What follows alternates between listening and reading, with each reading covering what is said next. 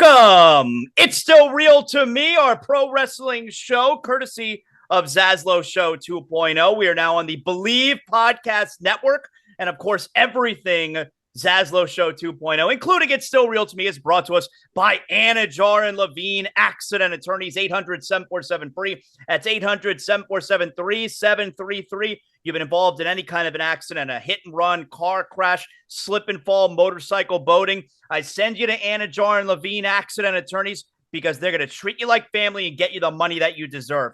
Anidjar and Levine, accident attorneys, 800-747-FREE. 800-747-3733. Of course, our pal is Joey Levin here with us. So we're coming at you here. It is a Friday afternoon. We're going to give you a preview for great pro wrestling weekend. They're not necessarily huge shows, but it is dual pay-per-view weekend. So it feels like a really fun pro wrestling weekend. We have All Out tomorrow. Sunday. Payback is tomorrow. But we're going to start out here, Joey, doing a short little recap of some of the things that stood out to us on All-In last week, as we haven't been able to go over it because you and folks will be able to hear. Maybe Joey sounds a little bit different. What's the matter with him? You had a little bit of an operation. Everything is good. You weren't able to talk for a couple days. How you doing today? I feel I'm okay. My face is a little swollen and my voice is getting a little raspy because I can't breathe great yet, but this will be better in the long run. So it's all good. Awesome. So let's start with All-In. The first place that I want to start with All-In, and we'll get to the CM Punk stuff. But the first place I want to start, I thought it was a really fun show. I thought it was really fun. And when you consider when they first announced that they're doing a stadium show, obviously selling 81,000 tickets. I think if they got half that, they were going to be happy. 81,000 tickets, tremendous response. And when I was watching the show, it felt like a big event. It felt like a big show. It felt like the biggest show AEW had ever done. Now, did it feel like WrestleMania? No. But it felt like this was a big show. This was a meaningful show. So I dug that part of it very much. Well, I'm glad you said that part. Was it WrestleMania? No, because, obviously I follow wrestling Twitter very closely, and there's all this talk like now there's two premiere shows. Now it's not just WrestleMania anymore. Let's pump the brakes a little bit. That was not WrestleMania. No. But I also agree 100%. It was a fun show. Mm-hmm. I would say, in my opinion, it's the third best show AEW's done this year, which probably is a testament to AEW. But there's been a lot of talk about best show and this. No, there were a couple incredible matches to me, and then a bunch of other like fun stuff. Mm-hmm. But it felt like the original All-In on steroids. A bunch of guys just coming together doing a bunch of big matches. Mm-hmm. That, obviously we have MJF and Cole, which is particularly because the Bloodline is really not doing anything right now. Best storyline in wrestling. Everything else was just like, let's put cool matches on. And that's what All-In was originally. It was just a glorified house show with a bunch of huge names, with a bunch of cool matches. And that's kind of what I felt All-In was like, which is not a problem. But again, to your point, not WrestleMania, but very good. They making this their premier yearly show? I'll tell you what, if they are, and it sounds like they are, they got to move All Out. They got to move All Out. I guess it's kind of an expriment because, All Out's tomorrow.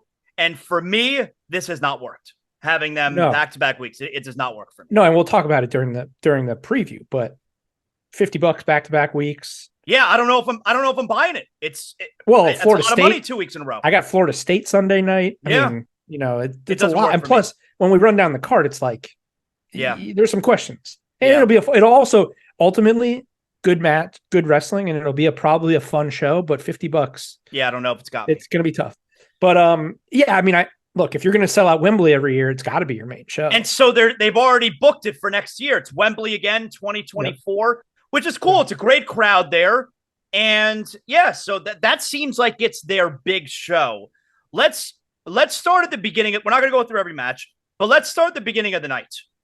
So what do we You're believe? right. You called it. You're right. What did I call? The MJF and Cole winning the titles. I thought they weren't going to win the titles. The tag titles. Yeah. So MJF and Cole win, and the match was fun. And so then that takes us to the end of the night.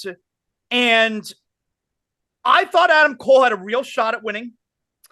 I kept thinking he's going to give in to Roderick Strong. And it never happened. And I guess I'm glad it didn't happen because it's coming. Well, yeah, it's coming. But very similar to like the Bloodline story. It's like, all right, I'm glad Cody didn't win because now we get to keep doing this with the Bloodline. Well, now we get to keep doing this. It's fun. Why stop it now? It's going to happen one day, but it doesn't need to happen yet if it's fun. And the storytelling was great. MJF really playing up the babyface role, refusing to cheat when Adam Cole is using all the dirty tricks. And Adam Cole is super violent, and he's willing to do anything it takes to win. And then the callbacks, and you saw it coming, but you get the double clothesline, which gets the double pin. And then, of course, MJF is going to give him the extra 5 minutes this time because it's a complete 180 the character has done. And then, of course, you get the very end where Cole, so it's MJF now. All right, hit me, whatever. And Cole, he doesn't do it, and they embrace. I loved that in particular because when the match ended, Joey, it felt flat to me. I'm like, wow, that's it. That's the end of the night. You got to go home, a show that big, with some kind of big moment, with something that the crowd is jumping up and down and cheering for. And the end of the match did not give you that. But Adam Cole and MJF, then the embrace, that was the moment. That was a great finish to the night. Right. Well, that's why when we were talking about it, it felt like it either had to end with a turn or an embrace because the crowd doesn't know who they want to cheer for. So no matter who wins, it's like, oh, okay, that's it. They just won. Because like, even if Cole won, you'd be like, okay, well, Cole won, but we love MJF. And MJF wins and people are like, even though we think Cole's turning, we still love Adam Cole. So now you get that embrace and you get that moment, which I kind of felt like that was where we were headed. And then, I thought we would get the turn maybe this weekend, but it doesn't look like that's going to happen either. And I'll tell you, man, MJF, the guy he can't do wrong. I mean, everything the kangaroo kick might be the most over thing in wrestling right now. The thing he did against Aussie Open. First match, yep. And he has kangaroo kick merch. I mean, really, he has a shirt, kangaroo kick. Everything he does he is really. And that being said, I think there's part of it is who his dance partner is. I got to give credit to Adam Cole because remember, we're not that far removed from the Four Pillars thing. That was not very good. Yeah. And then he did the thing with Bryan Danielson, and it was incredible. And then he did I think it was Danielson, then the Four Pillars, and now this. I think Adam Cole is really at the top of his game right now. Both of them. Yeah, and it's a credit to both of them. But MJF, he is so good that when he's given another really great talent to work with, it's hard to beat in wrestling. It really is. So what do we believe happened at the start of the show? CM Punk and Joe open up the main card on the pay-per-view. Yeah. It's so hard to try and, parse through the bullshit with the dirt sheets. We know CM Punk is just such a lightning rod when it comes to all the clickbait and whatnot. But are we to believe that there was an altercation with Punk and Jack Perry and Punk didn't want to go out and they're trying to get other matches, the second match, the third match, which were both tag and trios matches, to go out first instead of them? Like, what do we believe happened here? I didn't really read that part. Yeah. About other matches. Yeah, apparently they went to FTR and the Bucks and said, because they went on third and said, are you ready to go out? Can you go out right now? And they're like, no, we're not ready. And then they went to the trios, to the Elite, and said, because they were second, can you go out now? And they were about to go out for them. They're like, all right, I guess we can go out first. Apparently they're changing the pyro, they're changing the music, And Samoa Joe had to like drag Punk out there and say, we're going on. Because obviously you don't want to go on second. You don't want to go on third. If you're not going on last, you want to go on first. So it's a big thing for Joe. And apparently they got him to go out there. Yeah. So I guess I missed the reporting on like them getting other matches. Yeah. What came out today from Wrestling Observer was that, in the Jungle Boy match, I'm sure you've seen by now, I guess there's something about glass that CM Punk said something about not using real glass, or I don't know that whole story, what the background is.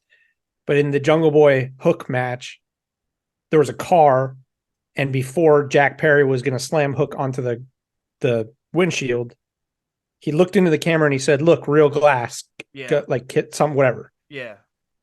So what they're reporting today is that when he went backstage, Jack Perry, CM Punk confronted him and said, "Do you have a problem with me?" Mm-hmm. And Jungle Boy was like, "I was just trying to get heel heat. Like, that's what I'm trying to do."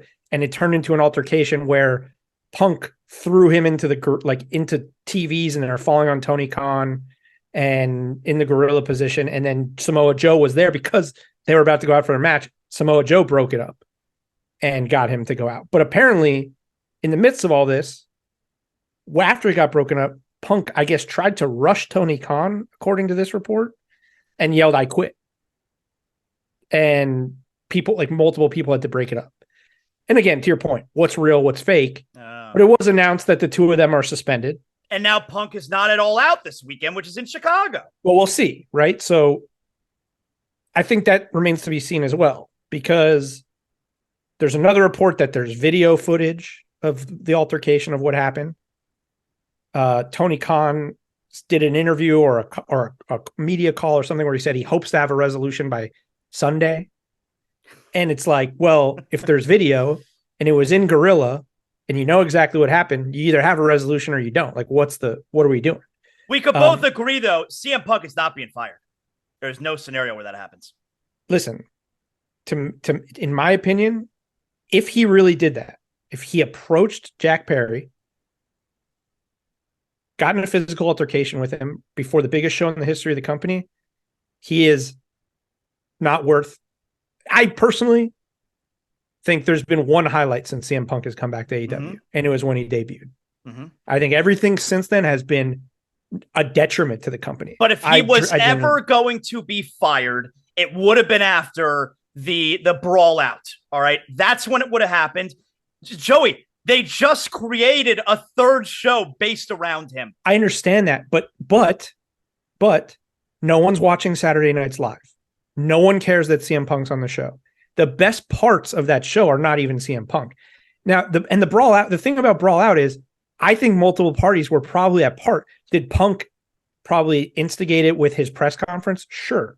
But I thought my understanding was that the Elite approached him about his comments and it escalated from there. This scenario, he approached Jack Perry and instigated this situation. So it's a year apart. This time he's instigating it. By the way, Jack Perry, for whatever people think about him, this is a guy who 4 months ago you had in a feud where you called him a pillar of your company. Mm-hmm. And you're just going to let this slide and let CM Punk just... Well, they're not letting it slide. They suspended him. Right. But if it really was his fault and those stories are true, he's got to go. First of all, now Jack Perry is fucked over. By the way, looks like Ricky Starks is fucked over again. Yep. Right. And why is that fair? Those guys are super talented young guys, particularly Ricky Starks, who they can't seem to figure out what to do with him. It finally seemed like, oh, maybe he's got something here with this Punk thing. But now because Punk is sensitive, I guess. Sensitive Punk. When does it get to a point where Punk looks in the mirror and says, you know what? Maybe I'm doing something wrong. Maybe it's me.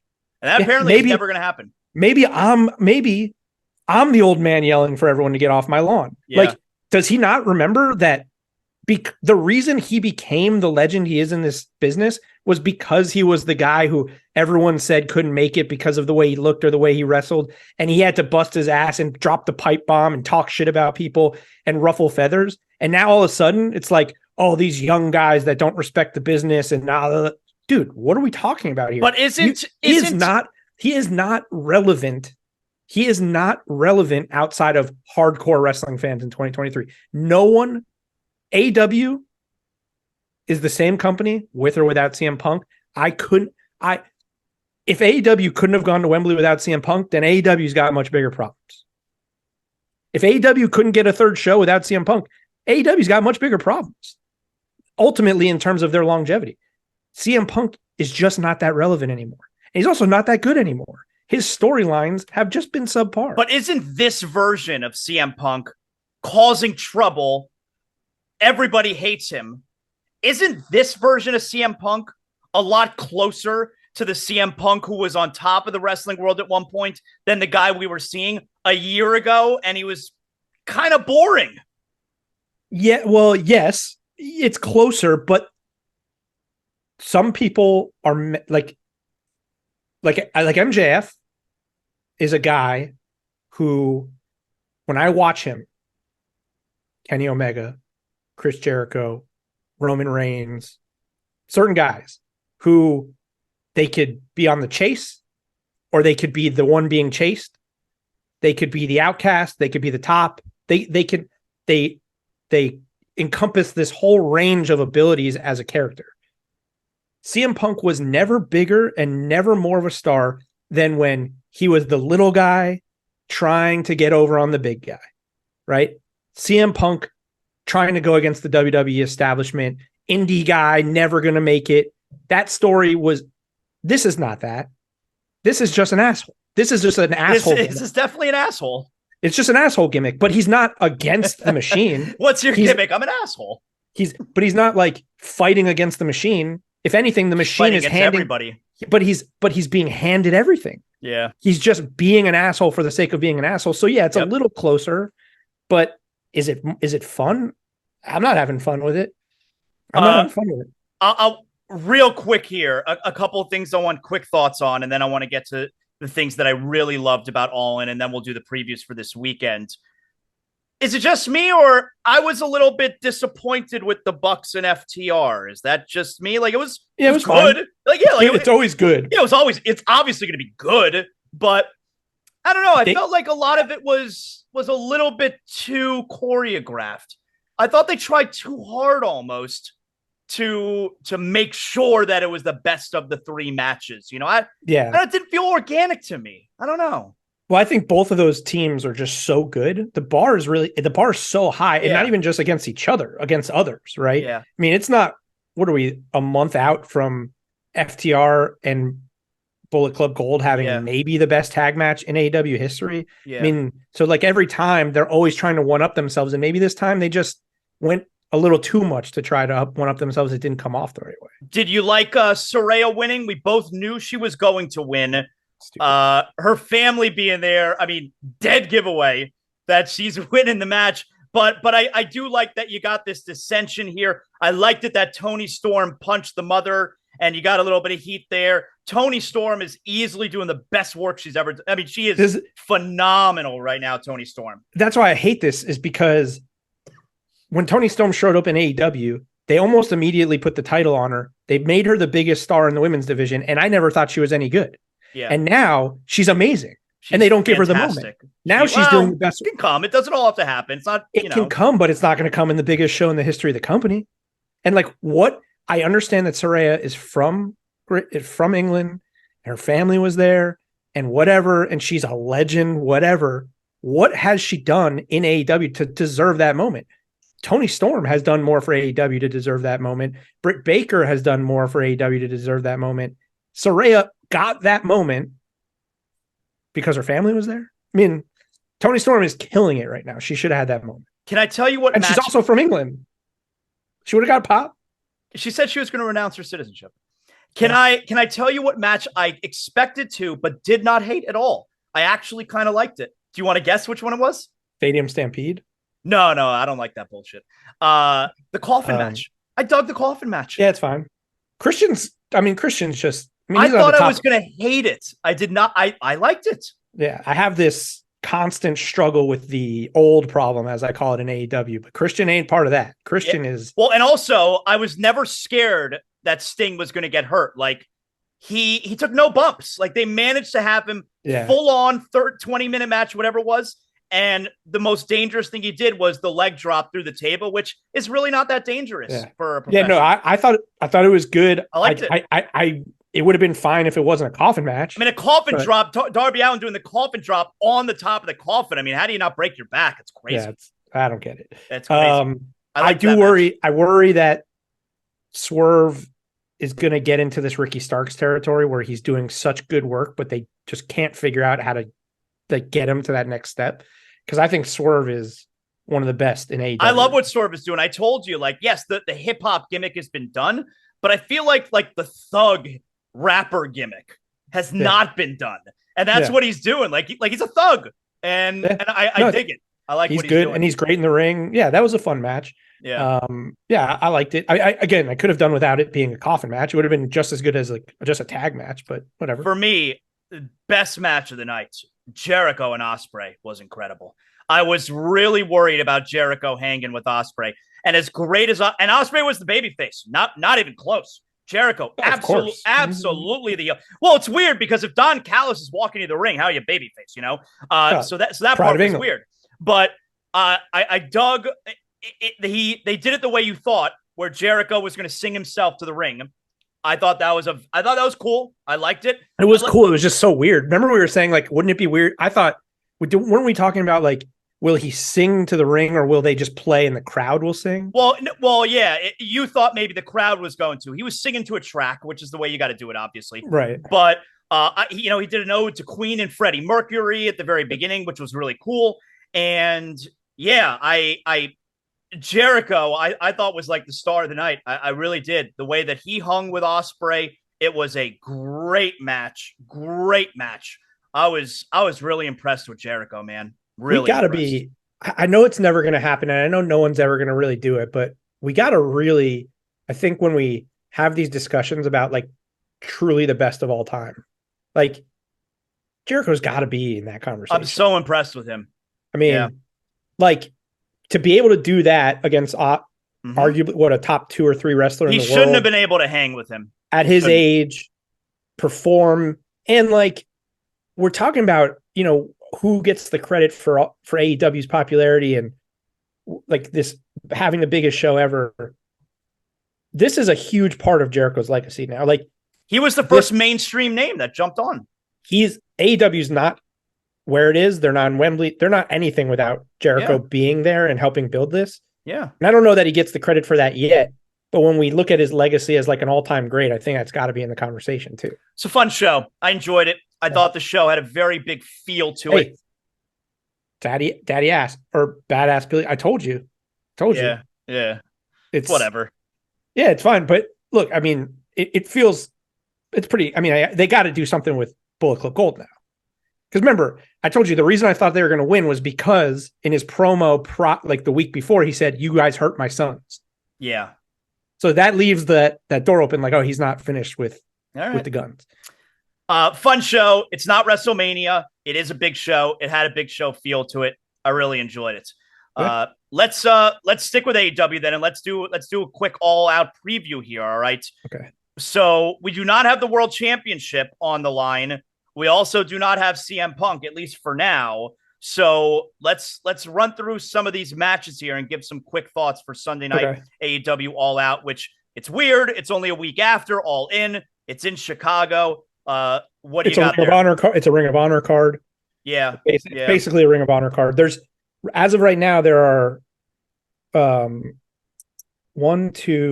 two Ring of Honor titles being defended and 2 other Ring of Honor champions. Well, maybe that's gonna be the MO. Maybe that's why it's always gonna be the week after All In, is there's gonna essentially be a Ring of Honor tie-in. I don't know. Then they're always gonna have a lot of people not paying $50. All right, so give me the matches here. Let's do it. Luchasaurus versus Darby Allin for the TNT title. So that'll be fun. Yeah, that'll be fun. I mean, I don't see Luchasaurus not retaining, but yeah, that'll be fun. Orange Cassidy versus John Moxley for the international title. That feels like the main event. I know it's not the main event. It feels like the main event. I think Moxley's winning the international title. To be honest, they push Cassidy so hard down our throat. I don't see why it wouldn't be, because I don't think it's going to be the ROH tag titles. Well, it's either this or that. This could be it. I think you could do even though the build hasn't been great, you could do Kenny Omega and Takeshita. Yeah, I guess. But either way, I think Moxley's winning this title. Okay. Right. That does nothing for me. Even though, like, I'm sort. Do people still really love the Orange Cassidy stuff? Because I don't know. Fine, it's something different. It's fine. Statlander versus Soho for the TBS title. I'm glad they're doing something with Statlander, but like, there's no build for that. Like, I don't get. It feels like it just got thrown together. Yeah. Yeah, I don't get excited for that. This one, Samoa Joe versus Shane Taylor for the Ring of Honor World Television. I don't even know who he is. Who is that? Exactly. I don't know. It's like, here's what I was thinking about. Does he go here? Like, what is that? Exactly. I guess he goes to Ring of Honor. It's a Ring of Honor show. So there was an announcement that tonight on Collision, or excuse me, on Saturday night on Collision, Ricky Starks will be in attendance to challenge Ricky the Dragon Steamboat to a strap match at all. Come on. No, I'm not even kidding. Tony Khan tweeted it out. It's a real thing. That's tomorrow night. That is supposed to be on Collision. So he's supposed to challenge Ricky Steamboat. Well, we got 3 straight days of AEW, Rampage, Collision, and All Out. Yeah. A lot of wrestling, man. And then, so here's the thing. Either that's a real thing or CM Punk comes back, right? If that's a real thing,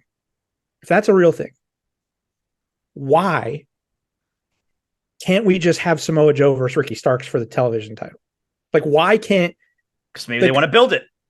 Yeah, but, okay, obviously it was going to be Punk versus Ricky Starks. If it's not, right? If this is still real and he's suspended and he's going to challenge... Steamboat's 70 years old. Yep. He's 70 years old. Okay. Yep. So why do we need to have that match? Samoa Joe, who is famous for just coming out and just talking shit and challenging and fighting whoever. Why can't you just have Samoa Joe come out? Have Ricky Starks come out, talk, cut his promo. I got nothing for All Out. Have Samoa Joe come out and actually just reference what happened. Be like, I know you thought you were going to get a real title shot, but your guy's not here, so fight me. And just have them fight each other. Why do I have to have Shane Taylor and Ricky Steamboat fighting in 2023? What? I don't know Shane Taylor. Who's Shane Taylor? I don't know him. What else you got? Kenny Omega and Takeshita. Do you think Omega wins? I do. I think so. The build has not been great. Takeshita got the quick moment by getting Kenny with the roll up last week. I think Kenny wins the match. Yeah. Yep. Which is good. Yeah.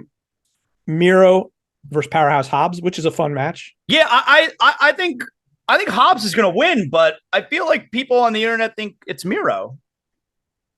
Well, if Miro doesn't win, I don't really know what they're doing because he doesn't really do a whole lot. But if Hobbs doesn't win, it feels like it's a lot of starting and stopping with Hobbs, you know? I could see this being like a beatdown match where nobody wins, where they just beat the absolute dog shit out of each other. Hosses fighting it out. And then they continue the feud. Yeah, that almost makes more sense. Yeah. Eddie Kingston and Katsuyori Shibata versus Claudio and Wheeler Yuta. Well, I mean, I guess the story is, Kingston and Castagnoli, they hate each other's guts, right? All right, whatever. FTR and the Young Bucks versus Bullet Club Gold. All right, but the story here is about FTR and the Young Bucks are upset with each other, so they're going to lose. Well, so there was a backstage segment, and they sort of and you saw it. Did they make up? They basically were like, we respect you. This was supposed to be Young Bucks, like, we respect you, but this was supposed to be our moment. Blah blah blah blah blah, whatever. And then Bullet Club Gold came in. Yeah. And we're like, this is the winner's locker room. Yeah. FTR, you can stay, but Bucks, you got to go. And then it was like, there's 4 of you, there's 4 of us, let's fight. And that was basically I think Bullet Club Gold is going to win. No, I think, and I think FTR and Young Bucks continue their probably feuding. Yeah. And then I think what you do here is you move Jay White onto something big, maybe because he's about to beat the Bucks. Maybe we do Jay White and Kenny Omega. And then you could have Juice and the Guns go against the Acclaimed. Maybe. Okay. All right. But I mean, I'm not a booker, but sometimes the easiest thing's right in front of your face. And then Adam Cole and MJF versus TBD, which we find out tonight, right? I mean, if you want to know, it's already happened. Oh, I saw. Okay, so it's taped then. Okay, because I saw that it's Dark Order, and I was like, so they was did a tag Rampage team taped? battle royal. Tag team battle royal. Okay, I didn't realize Rampage is taped, but when I saw that, I was like, oh, it must have been taped. All right, so it's Dark Order. All right, well, we know Dark Order are not winning those titles. I know, but I'm glad to see they're getting a spot because I love John Silver. Okay, he's awesome. And then the only other thing to mention is they did continue, the Kingdom Adam Cole MJF thing on Wednesday. They're doing a tournament to determine who fights MJF at Grand Slam. Is there a way Roderick Strong wins? Seems like that's what they're headed towards, right? All right, cool. All right, whatever. I mean, I like this gimmick. Apparently, like a fan saw him in the airport and he's still wearing the neck brace. That's good. Come on, live the gimmick, man. Let's do it. So like he's not very good on the mic. He's a little clunky, but in this role of like the whiny, bitchy. Well, he and his wife should both be practicing together. They're both shit on the microphone. Yeah, but no, I don't mind it, and it draws out the MJF Cole thing for a long time. So all right, it's good. All right, I'm a game time decision if I order it. Yeah, I mean, $50 for this pay-per-view. Game time decision for me. Game time decision. It's tough. Yep. All right, but I'll watch highlights. I'll watch the highlights, but it's a tough one.